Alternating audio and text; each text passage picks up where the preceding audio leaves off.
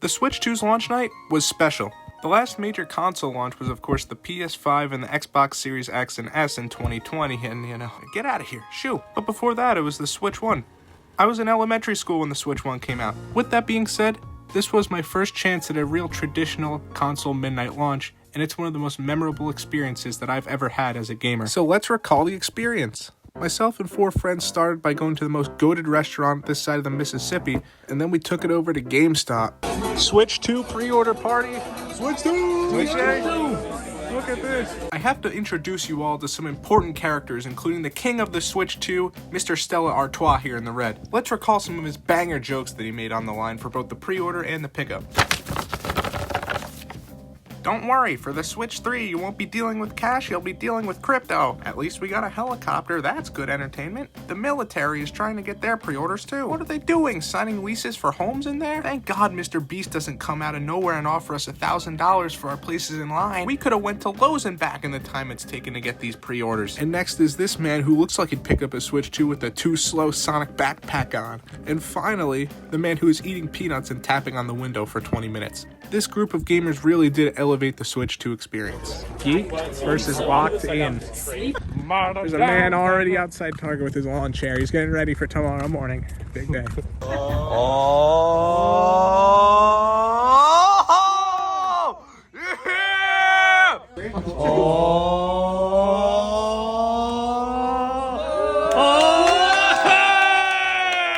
We got home around 1 in the morning and then spent another hour trying to set it up because it couldn't connect to the internet. But once we got going, it was a real good time. My weak-willed friends after one night of partying realized that they needed a Switch 2. And so the next morning we went to a bunch of stores to try to find some for them. And Nintendo sending an out-of-stock sign is some crazy confidence. But after a long day of searching, we eventually found a GameStop with Switch 2s and employees with Doofenshmirtz AliExpress shirts in stock.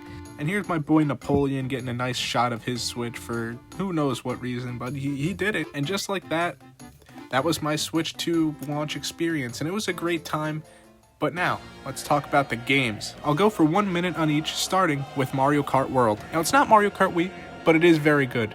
Let's go back to Mario Kart 8 for a second, where my main complaint is how boring it is to front run. In straightaways, there's nothing to do. Well, Mario Kart World completely fixes that issue. The new movements, such as the straightaway drifts, add so much more to even the most menial of straightaways.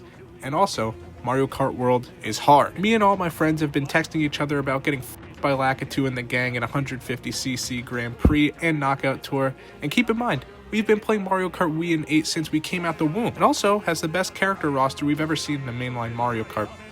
Sadly, they did forget how to make a character select screen and take advantage of this, but after 15 hours of gameplay, I've kind of gotten used to it. This game has some of that magic that Breath of the Wild did back in the day when the Switch 1 came out, with the rumors surrounding the character's hidden stats and the method to unlock the mirror mode being unclear at the beginning. There's just something so magical about returning to watch Austin John play his tutorials on Mario Kart World, just like I did for Breath of the Wild when I was 10. I've been missing out on Cyberpunk for years. Not because it didn't appeal to me, but I just have never had a really good reason to play it. Well, I can't think of a better reason than this.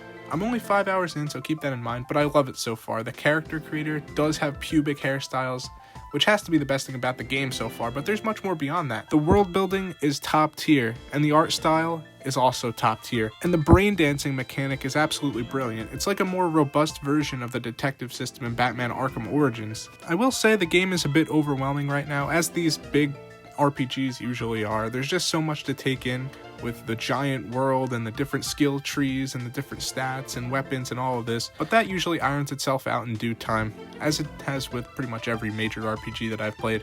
Besides Elden Ring, I still don't know what's going on in Elden Ring. And I'm sure everyone's big question is going to be, does Cyberpunk work on the Switch 2? And the answer to that is absolutely, it does. Now, I've never played a Rune Factory or a Harvest Moon game before, but when I learned that Rune Factory Guardians of Azuma was the only third-party game besides Cyberpunk to actually be on the cartridge, I had to buy it. Now imagine my surprise when I learned that the game downloads the 12GB Switch 2 update on the console despite it being on the cartridge. It's pretty good. For some reason, it gives me strong Pokemon vibes in a way that I can't really put my finger on. And I think it's probably because maybe the art style is similar to the later Switch Pokemon games like Scarlet and Violet and Legends Arceus. The gameplay itself is pretty fun. It's like a mixture between an action RPG and a farming and social simulation. But the most standout thing about Rune Factory so far is the mouse integration. As we all know, the Switch 2 Joy-Cons function as a mouse if you put them on their side, and it actually works really well in this game. In general, the game has some aspects of like a city builder, and it works so well for this. If you've ever tried to play The Sims or City Skylines with a controller, you know how brutal it is. And this game alone validated the mouse's existence on the Joy-Cons for me. Next we have Yakuza 0. What a great game off. How about Hitman off? Street Fighter 6. What about Bravely Default?